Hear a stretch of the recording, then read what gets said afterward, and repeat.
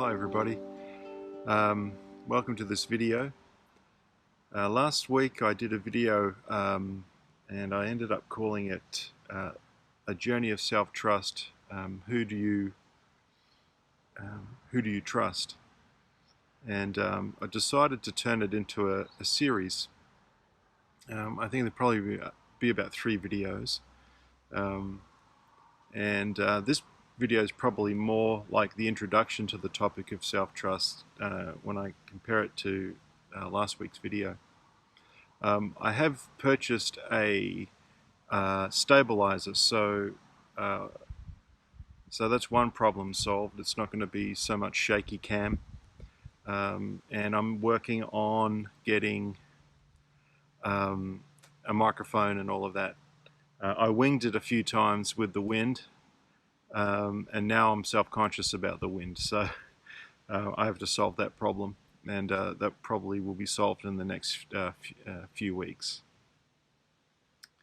Appreciate it if you like the videos, if you find them helpful, and also share them if you find that others might find benefit in these videos. So we can develop defense mechanisms and protectors, what would call protectors in the internal family systems model, and managers and firefighters, all these different protective parts that are there to take care of what we'd call exiled parts that we've disconnected from within ourselves, or emotions that we've disconnected from, or if I didn't say it, memories, places, and so on. And we often don't know they're there. We often don't know we're living from those places. But it's probably more easier to see protective parts in others. We can, we can have fairly sophisticated protective mechanisms that are almost undetectable to others, whereas the other types of people, they're for the world to see. They're kind of really they're noticeable, and I think there's what do they say, a coin of phrase or something in our country. I'm not sure where you're from, but people refer to as nervous Nellies. I'm not sure if anyone's familiar with that term, but just I think it's a phrase to describe someone who's sort of living from a very anxious place within themselves, and it's very noticeable. And people like that are no different to someone who's got anxiety with a more sophisticated mechanism to hide it or manage it, but it's more easy to see that. We've all seen that person who's like either very fidgety or moving around, talking quickly and doing things quickly, and very jumpy. So that's I just want to use that as an illustration to describe what a protector might look like when it's more obvious. So I think I don't think I've heard the term self-trust coined much at all. I don't think I've heard it really said. I'm sure it's out there, but I haven't heard it said much. I think self-love is often the term used. But I've found that self-trust, not a lot of us trust ourselves. And I could call this video Whom Do You Trust? Something like that, because I think we live from a place within ourselves that's not really what I would call the capital S self. And as I've said many times, we can grow up in a family of origin where we adapt to that environment, and because that's something that we just naturally do growing up, we don't know it's there. In a sense, we don't recognize the self, I guess, that we've created because we've sort of grown up in it and adapted along the way. I would like to take a moment just to let you know that I'm a professional counsellor and have been practicing since 2009. If that is of interest to you, feel free to email me, or if you would like more information, please visit my website. Essentially, if we're not living from self, how can we trust ourselves? And so this idea of, who is it, like when I speak of the I, what I am I speaking of and from? We can be very sort of global in our describing of ourselves, or that word, I'm depressed, or I'm anxious, or I'm angry, which in itself is like all of me is, and so it kind of creates it promotes a lack of perspective or self-awareness when we use that sort of language. Whereas if we use the term, there is a part of me that's depressed, or a part of me that's anxious, or a part of me that's angry, we're promoting an awareness that not all of us is feeling that, and there are other parts of us that are having different experiences. And it creates a perspective where we can more look at the why of that anxiety, depression, or anger, or stress, whatever it is. Now, I think we can actually have parts, like we can have a part that, like a protective part that trusts others, in the sense that a part that it learnt to unconditionally trust no matter what, as a way of protecting oneself. And then we grow up into adulthood, and we just have this part that sort of naively, in a sense, puts trust in untrustworthy people.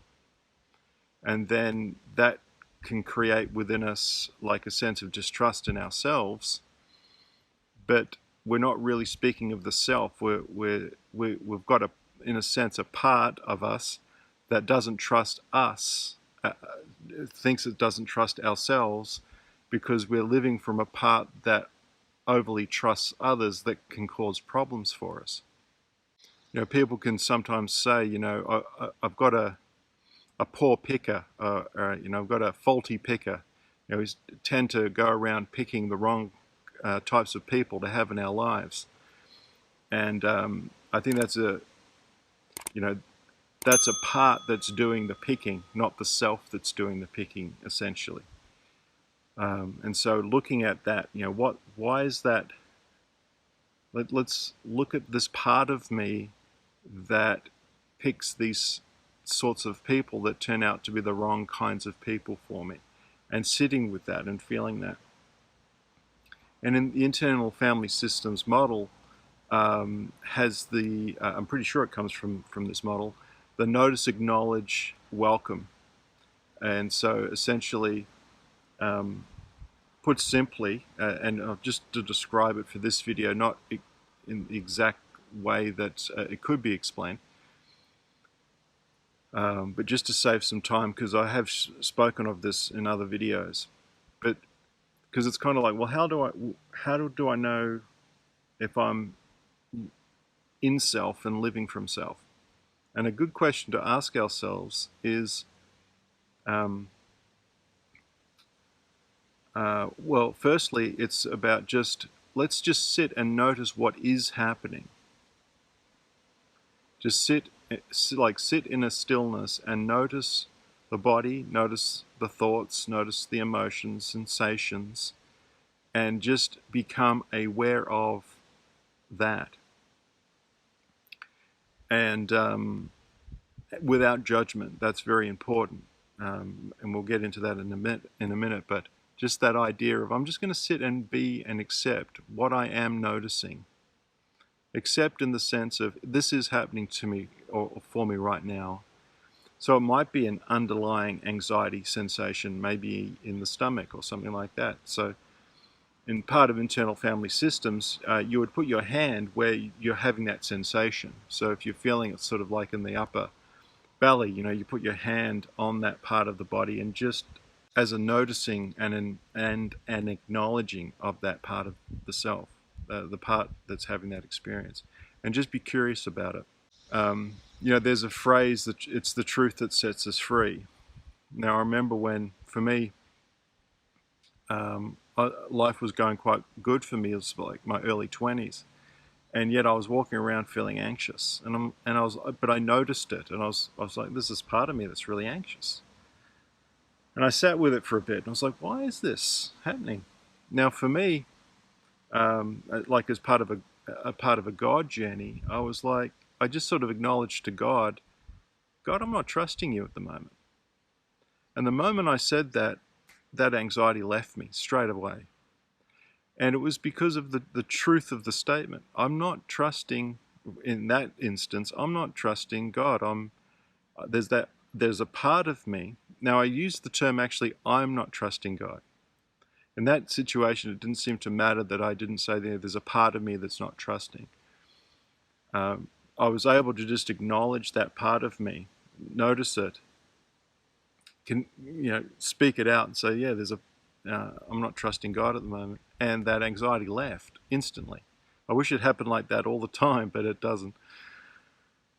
But just that idea that the principle I want to address or pick up on that is the truth. When we acknowledge the truth of what is happening for us, we can be free from what might be happening. So, if we notice a depression or a sadness or an anger or a hurt or something, if we just sit and notice it and feel it, we can get more in touch with it. For those that may wish to support my video making, I do have a Patreon account. Support can start at as little as $1.50 Australian per month. In exchange for your support, you're able to access the videos about 1 week before they go live on YouTube. So this journey back to self is really a trust journey back to self. And we've got to, in a sense, go through the protective layers to get to that part of self. And in that journey, we're developing trust in ourselves, I think. And because in a sense, I would say the self just does trust. It just trusts. Its ability to be what it is and who it is. There's no more natural thing to be than ourselves. That's how it should feel. It just is, and there's no explaining it or jumping through hoops. It just is. It's a very clear, a very calm, very confident, very creative place. But the way back to that place and the way to maintain that place is to notice when we're not there and acknowledge that. And so this idea of self-trust is developing like a self-honesty. What is happening for me? What is going on right now for me? Acknowledging the truth of that, to essentially be free from that, which essentially promotes us back to or helps us maintain the place in ourselves. I could have said that better, but just promotes the ability to stay in self. Now, sometimes we can notice a part, and let's say we've known this part of ourselves for a long time, whether it's a nervousness or something like that, and we become aware of it. Often what's presented next is a very critical part that's very critical of that part that we recognize. It's another defense mechanism, another protective mechanism that is trying to help by the idea is like criticizing that part into being better or something like that, and it never works. It actually does the opposite. But sometimes we can notice a part that is very critical of what is noticed. And it's just important to notice that part, because often we can be more fused to the critical part than the part that is the critic is criticizing. And the key is to recognize that that's not self either. And so we recognize, okay, there's this critical part of me that's trying to be helpful that actually isn't being helpful. I wonder what that part is. Just sort of open questions. I wonder where this part comes from. Sometimes it can be a representation of a parent, like an internalized critical parent. I've got a fly that's very much bothering me now. But just becoming aware, okay, there's a critical part of me, a part that's being critical, and noticing that in order to differentiate the self from that part that's being critical. And that can take a little bit of time, a lot longer than this video is taking. But just the more that we recognize the critic, the more that we can help both the critic and the part it's criticizing. And often the part that's being criticized is an exiled part. It's the wounded child, or an aspect of a hurt inner child, or something like that, that the critical part believes is the source of the pain and the problems. And so if we just eliminate that part, we'll be okay. And it is never eliminated, because the wounded child is actually, I would say, a part of the self, if you like, that needs to be reconciled back into the self. It's like we can only go as far in life as our wounded child will allow us, or to the level that we're in touch with that child within. So a way of figuring out if we're in a protective part, so let's say we notice that critical part, is we say to ourselves, well, let me backtrack a little bit. We notice this anxiety, and we say, well, how do I feel towards this anxiety? And for some of us, we might say, oh, I hate that part. I can't stand it. Like it's so frustrating. It's like, okay, so that's not self. And then we become aware of that critical part and notice that there's a critical part that's there. And again, as I said, that may take some time to become aware of. Not aware of, but differentiate ourselves from it and notice it. And then we'll say, well, how do I feel towards the critical part? Now, sometimes we can say, oh man, I hate that part of me too. So we're now noticing it like a secondary protector, a critical protector, something like that. Or actually we may have a compassion. We might be going, I feel for it. I can see how hard this part has worked trying to better my situation and better this. I just really feel for it. Now we're talking in the sense of we're moving back towards the self that has an understanding and an acceptance of the complexity of the protective parts within that have been there for a long time, keeping the self safe and regulated as best as it can and protected. And it's from there that we can manage those parts and heal those parts and recognize and work with those parts.